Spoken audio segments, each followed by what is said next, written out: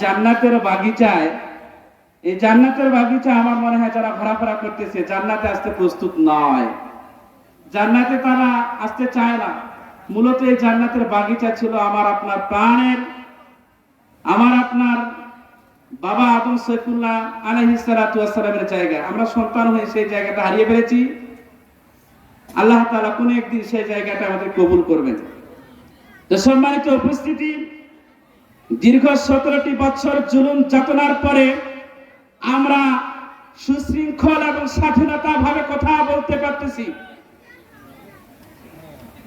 এমন সময় ছিল আমরা স্বাধীনভাবে কথা বলতে পারছিলাম না, আমাদের হুজুরদের কোনো মূল্য ছিল না। আমাদেরকে পরিচয় মিডিয়ার মাধ্যমে দেওয়া হয়েছে জঙ্গিবাদ, মৌলবাদ, ঠিক কিনা? কিন্তু যারা মৌলবাদ আমাদেরকে আখ্যায়িত করেছে তারাও ছিল মুসলমান, ঠিক কিনা? কিন্তু তারা মুসলমান ছিল না, এরা মুসলমানদের ভাগ থেকে খানা খেয়েছিল।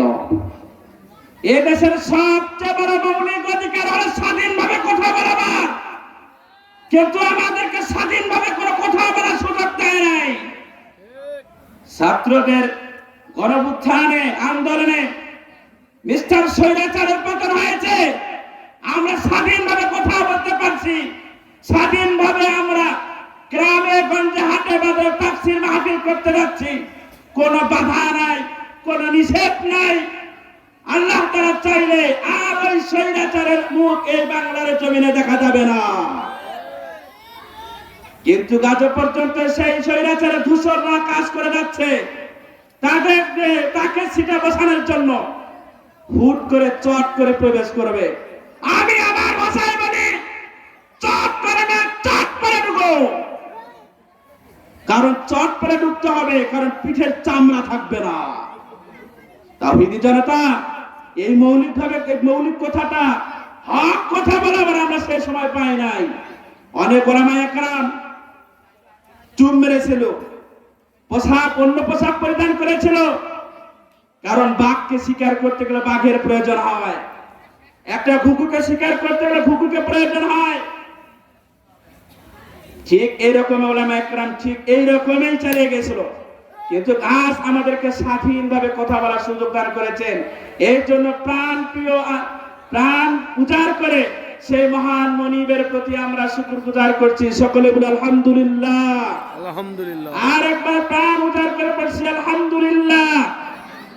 বিশ্ব নেতার প্রতি, মানবতার দূত, রহমতের কান্ডা, রাহমাতাল লিল আলামিন, যিনি হলেন সাইয়্যিদুল কাওনাইন, সাইয়্যিদুল বাশার, সেই মহান নেতার প্রতি আমরা সংক্ষিপ্ত দরুদ সালাম পেশ করছি সোনার মদিনায়।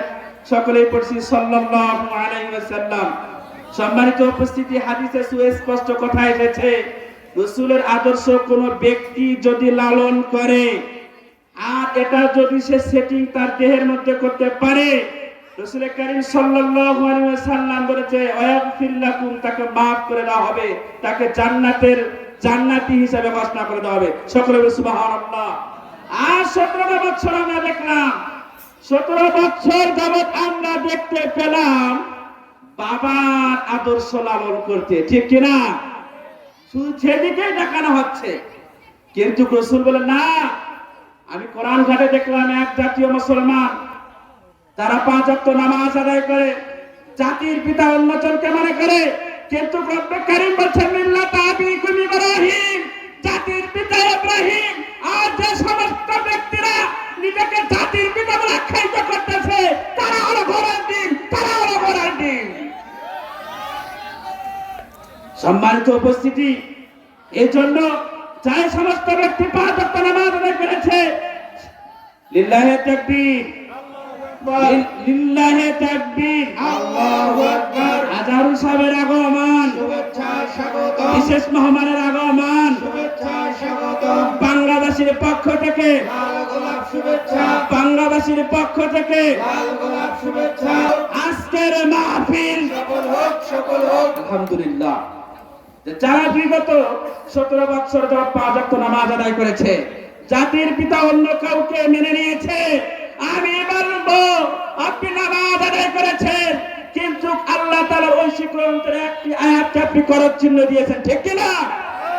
আপনি যদি 5 ওয়াক্ত নামাজ পড়তে পড়তে কপালটা যদি পুরো সারখার করে দিয়ে দেন, আর জাতির পিতা যদি আপনি অন্য কাউকে মানেন, আল্লাহর কসম করে বলছি এই নামাজ কবুল হবে না, এই নামাজ কবুল হবে না।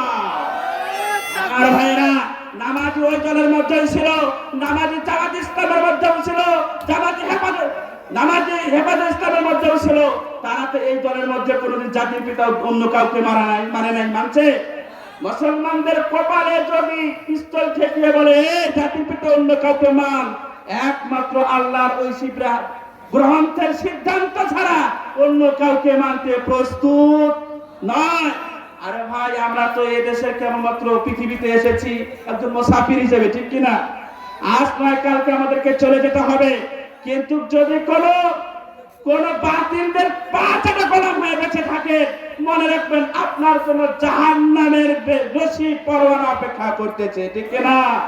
এই জন্য ভাই, আমার আকুল আবেদন থাকবে, যেখানে যাবেন, যেখানে থাকবেন, যে অবস্থায় থাকবেন, হকের উপর থাকতে হবে, হক কথা বলতে হবে, সবসময় ভালো পথে চলতে হবে। আমরা মুসলমান, পৃথিবীতে এসেছি, আমাদের আকীদা লালন করতে হবে। আজকে এসেছি, কালকে চলে যাব। সম্মানিত উপস্থিতি, বিশেষ মেহমান চলে আসছে আমার শ্রদ্ধেয় আস্থাভাজন জনাব কারি আজহারুল স্যার।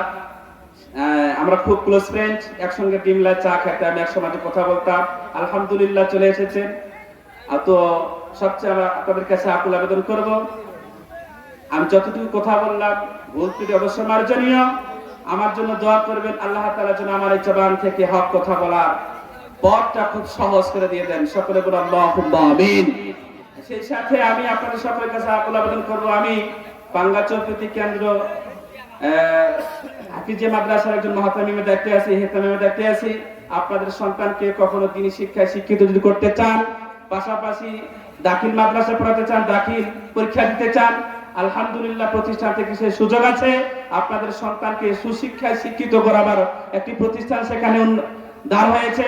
আমি সকলের হৃদয়ে এই কথাটাই বলে যাচ্ছি, আপনাদের সন্তানকে অবশ্যই সে মাদ্রাসায় ভর্তি করাবেন এবং আপনাদের সহযোগিতা এবং সুচিন্তিত মতামত আপনাদের সকলের হৃদয়ে রেখে গেলাম। আসসালামু আলাইকুম ওয়া রাহমাতুল্লাহি ওয়া বারাকাতুহু।